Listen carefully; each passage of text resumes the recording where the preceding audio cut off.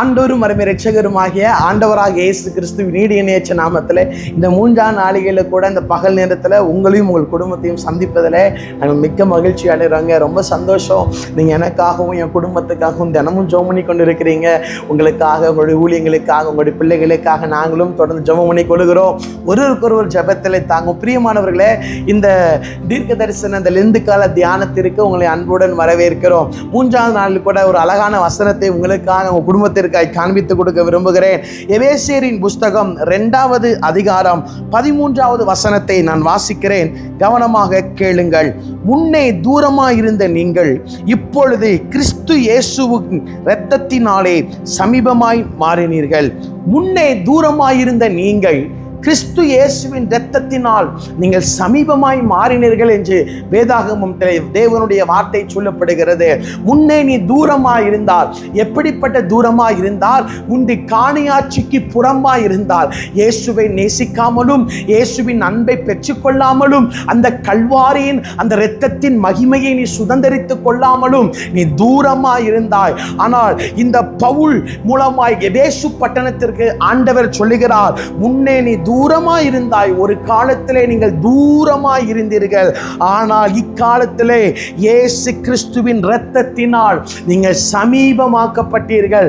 சமீபம் என்று சொன்னால் என்ன அர்த்தம் தெரியுமா? சமீபமாய் வந்திருக்கிறது. ஆண்டவர் சொல்லுகிறார், பாருங்க, என்னுடைய வருகை சமீபமாய் இருக்கிறது. நம்ம ஆண்டவருக்கு பக்கத்தில் வந்துட்டோங்க. பழைய ஏற்பாட்டு காலத்தில் எல்லாரும் தேவனுடைய சமூகத்திற்குள்ளே போக முடியாது. எல்லாரும் திருச்சபைக்குள்ளே போக முடியாது.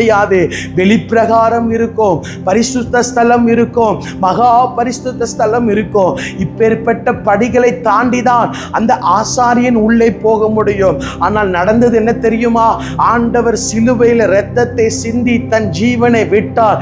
தேவாலயத்தின் திரைச்சீலைகள் கிழிக்கப்பட்டது.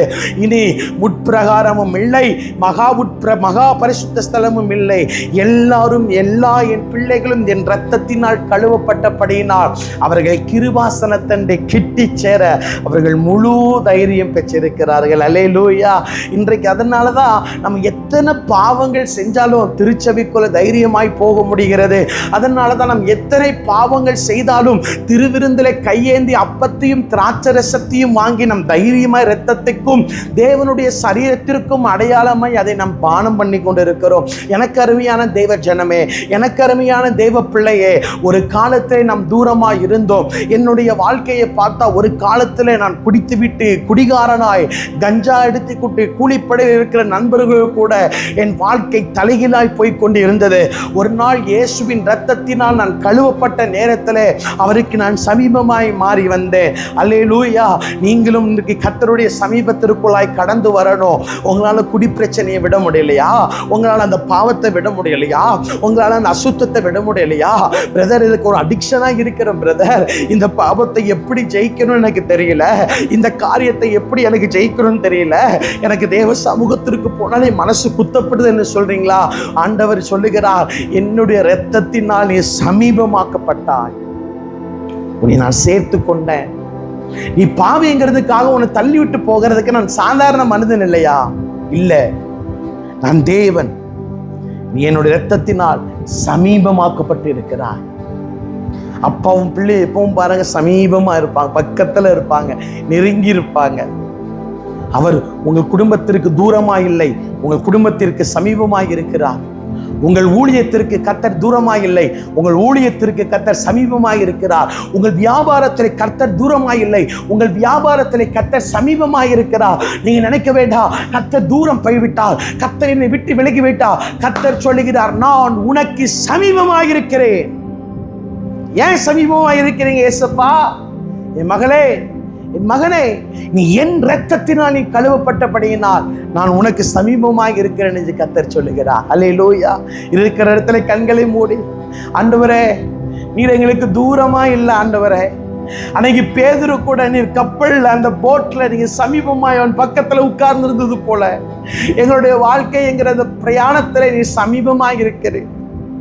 உங்களுடைய இரத்தம் எங்களுக்கு சிந்தப்படவில்லை என்று சொன்னால் நாங்கள் உமக்கு சமீபமாய் வந்திருக்க முடியாதே ஆண்டவரே. உங்க இரத்தம் எங்களுக்கு சிந்தப்படவில்லை என்று சொன்னால் ஆண்டவரே, நீங்க எங்க பக்கத்துல வந்து நிற்க முடியாது ஆண்டவரே. ஆண்டவரே, இந்த இரத்தத்திற்கான கர்த்தரை ஸ்தோத்திரிக்கிறோம். நாங்கள் நம்புகிறோம் ஆண்டவரே, நாங்கள் உங்களுக்கு சமீபமா இருக்கிறோம் ஆண்டவரே. இந்த ஒரு நம்பிக்கை எங்களுக்குள்ள தொடர்ந்து இருக்குன்னு சொன்னா, நாங்கள் பாவத்தை செய்யும் போதெல்லாம் ஏசப்பா பக்கத்துல போய் நிற்கிறோம், எங்களுக்கு பயம் வந்துடும். அதற்கு எங்களை அர்ப்பணிக்கிறோம் ஆண்டவரே. உடைய இரத்தத்தினால் நாங்கள் சமீபமாக்கப்பட்டோம், உடைய இரத்தத்தினால் நாங்கள் சமீபமாக்கப்பட்டோம் ஆண்டவரே. இந்த ஜபத்தில் இருக்கிற எங்கள் அம்மாமார், எங்கள் அக்காமார், எங்கள் அக்கா தங்கச்சிமார், என் சகோதரிகள், என் நண்பர்கள், என் கூட பிறந்த எல்லாருக்காய் கர்த்தருக்கு ஸ்தோத்திரம். இவர்களை கர்த்தர் இவருடைய வாழ்க்கையில சமீபமா இருக்கிற அநேகருக்கு பரிசுத்த ஆவியானவர் சொல்லுகிறார், நான் உங்களுக்கு சமீபமா இருக்கிறேன், உனக்கு உள்ளதான் நான் இருக்கிறேன், ராஜ்யத்தின் மகிமை எங்களுக்கு உள்ளதான் இருக்கிறது ஆண்டவரே. சமீபமா இருக்கிறதற்காய் ஸ்தோத்திரம். நீ ஆசீர்வதிங்க, பலப்படுத்துங்க.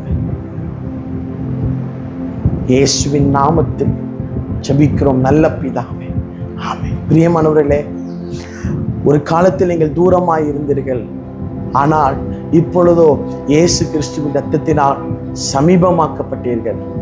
ஆண்டவர் சமீபத்தில் நம்ம வந்திருக்கிறோம். நம்ம தூர தேசத்தில் இல்லை, ஆண்டவர் பக்கத்தில் இருக்கிறோம். அவர் பக்கத்தில் இருக்கும்போது நமக்கு என்னென்ன காரியங்கள் நமக்கு தேவையோ அவற்றெல்லாம் அவர் நமக்கு செஞ்சு தருவார். ஹீஸ் எ ப்ரொடக்ட், அவர் ப்ரொடியூசர் இல்லை, அவர் ப்ரொடியூஸ் பண்ணிக்கிட்டே இருக்கிறார். கிருபைகளை ப்ரொடியூஸ் பண்ணுகிறார், பிளெஸ்ஸிங்ஸை ப்ரொடியூஸ் பண்ணுகிறார். அவர் நமக்கு எல்லாவற்றும் தந்து கொண்டே இருக்கிறார். இதுவரைக்கும் தந்தவர் இனிமேலும் தருவார். பயப்படாதீங்க, கலங்கி போவாதீங்க. அந்த இரத்தத்துக்காய் கர்த்தரை ஸ்தோத்திரம் பண்ணுங்க. ஒருவேளை இந்த செய்திகள் உங்களுக்கு ஆசீர்வாதமாக இருக்குன்னு சொன்னால் உங்கள் குடும்பத்தில் எல்லாருக்கும் அனுப்பி வைங்க, உங்கள் நண்பர்களுக்கு அனுப்பி வைங்க, தெரிந்த குழுக்களுக்கு இதை அனுப்பி வைத்து பார்க்க சொல்லுங்கள். கர்த்தர் உங்களையும் உங்கள் குடும்பத்தையும் ஆசீர்வதிப்பார். நாளைக்கு கர்த்தருடைய வருகை தாமதிக்கும் என்று சொன்னால் நாளைக்கு நாம் சந்திக்கலாம். அது வரைக்கும் கிருபையும் சமாதானம் உங்களோடும் என்னோடும் நம் அனைவரோடும் இருப்பதாக. ஆமென்.